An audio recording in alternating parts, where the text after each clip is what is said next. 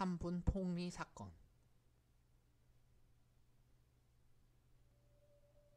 정치 자금을 만들기 위한 정치 공작.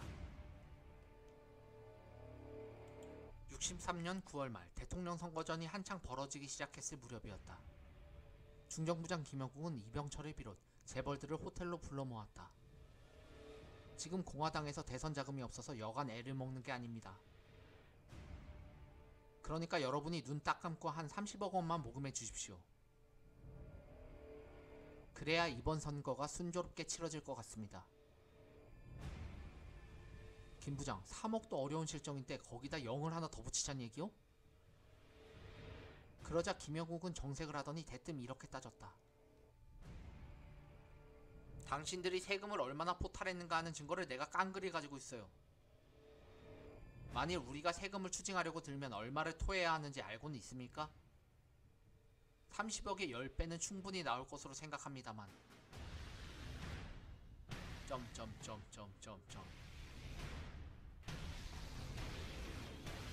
그 대신 정부가 고시가격으로 묶어놨던 설탕, 시멘트, 밀가루 이 세 품목을 풀어주겠어. 뭐 그만하면 충분히 반대급분 되지 않겠어요?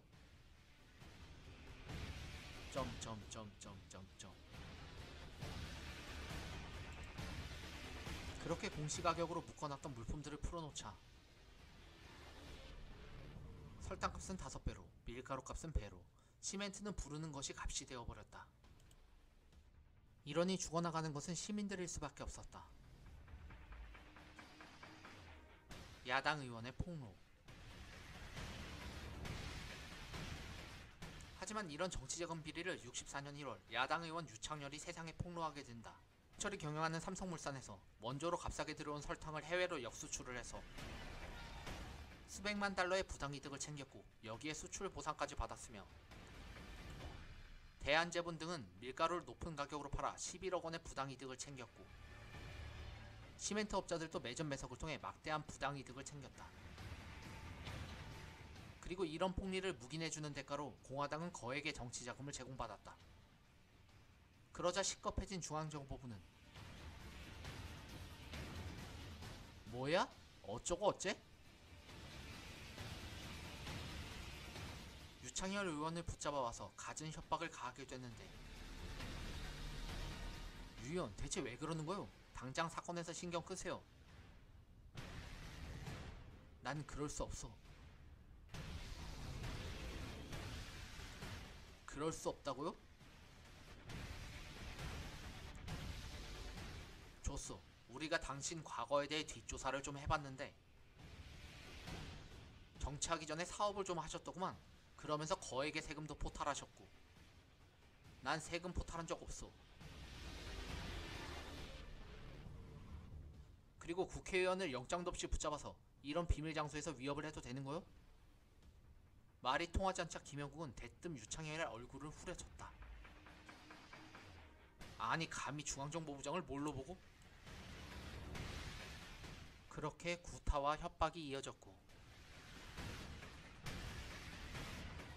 그냥 이쯤에서 입을 닫는 게 어떻겠소? 아니면 콩밥 좀 먹어야 정신을 차리려나? 결국 유창열 의원은 사건에 대해서 입을 닫고 만다. 경향신문의 폭로. 그렇게 중정은 한숨을 돌릴 수 있었던 것이다. 게다가 언론들도 몸을 사리며 저마다 보도를 거부하고 있었기 때문에 사건은 그대로 영원히 묻혀져 버릴 일이었다. 하지만 이럴 때 64년 2월 경향신문이 대대적으로 사건을 폭로하게 되었으니 이때 기억하기 좋으라고 설탕, 밀가루, 시멘트를 세 가지 가루라는 뜻에서 아예 3분으로 묶어서 발표해버렸다. 3분 폭리의 의혹, 점차 확대. 삼성물산 등에서 수십억 원의 막대한 폭리를 얻다. 정부는 재벌들의 폭리에 쉬쉬하고 있었다. 이렇게 말이다. 훗날 경향신문은 이렇게 회고한다.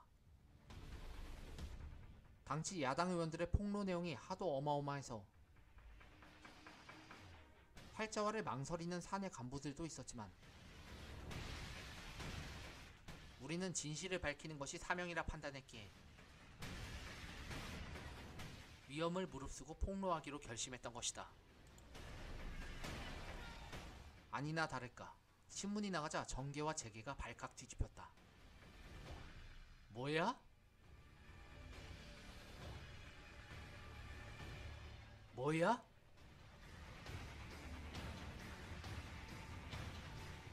희한한 건 신문이 나가기 무섭게 불티나게 팔려나갔다는 것이다. 헐, 그렇게 엄청난 뉴스였어? 그게 아니다. 사실 신문을 무섭게 사들인 이는 바로 삼성재벌이었다. 삼성이 이날 신문만 수십만 부를 사들이는 바람에 경향신문은 창간 이래 졸지에 최대 부수가 팔리게 된다. 잉? 그리고 삼성은 며칠 후 경향신문을 명예훼손으로 고소했다. 걱정마, 우리는 백이 든든하다고. 일주일 뒤 경향신문도 이병철 등을 맞고소했다. 손바닥으로 하늘을 가리시지. 하지만 고소사건은 쉽게 해결되지 않았고 70년 초에 가서야 삼성이 소를 취하하면서 겨우 마무리될 수 있었다. 어쨌든 삼성은 물타기에 성공한 셈이었다. 과연 검은 돈의 액수는? 3분 폭리 사건은 그렇게 흐지부지 끝나고 말았지만 훗날 밝혀진 실체는 어마어마한 수준이었으니 이때 기업이 폭리한 금액은 무려 80억 원으로 이 중 정권에 상납한 금액이 약 50억 원이었다고 한다. 3,800만 달러면 정부 예산의 15분의 1에 해당하는 금액이었지. 구체적으로 착복한 금액은 이러했다. 첫 번째, 밀가루 폭리. 63년도 밀가루 한 부대의 정부 고시가격은 370원이었지만 기업은 매정 매석을 통해 시중 시세를 1200원까지 올렸고 이를 통해 기업들이 챙긴 이익은 총 43억 원에 달했다.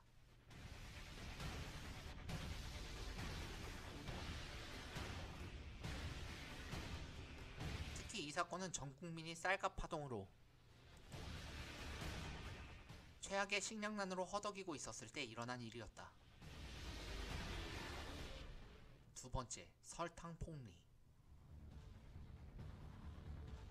63년도 설탕 한 근의 정부 고시가격은 33원이었지만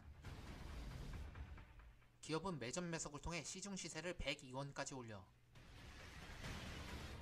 이를 통해 기업들이 챙긴 이익은 25억 원에 달했고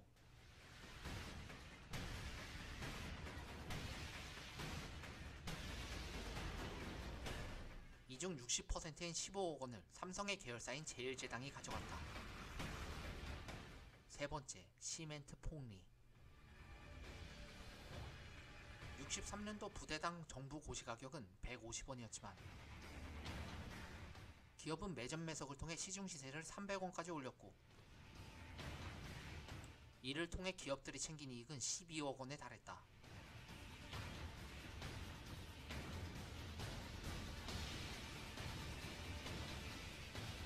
결국 기업의 부당이익은 첫 번째, 두 번째, 세 번째를 합쳐 80억 원이었고 3,800만 달러는 중정에 헌납하고 2,400만 달러는 자신들이 꿀꺽했던 것이다. 6대4, 이거 괜찮네. 중정 6, 재벌 4. 참고로 이때 중정이 획득한 3,800만 달러는 우리나라 당시 GDP의 약 2%나 되는 어마어마한 금액이었다. 당시 우리나라 GDP는 20억 달러였다. 군사정권의 대선 승리 과정이다. 3분 폭리 사건 하나만 GDP의 2%였다.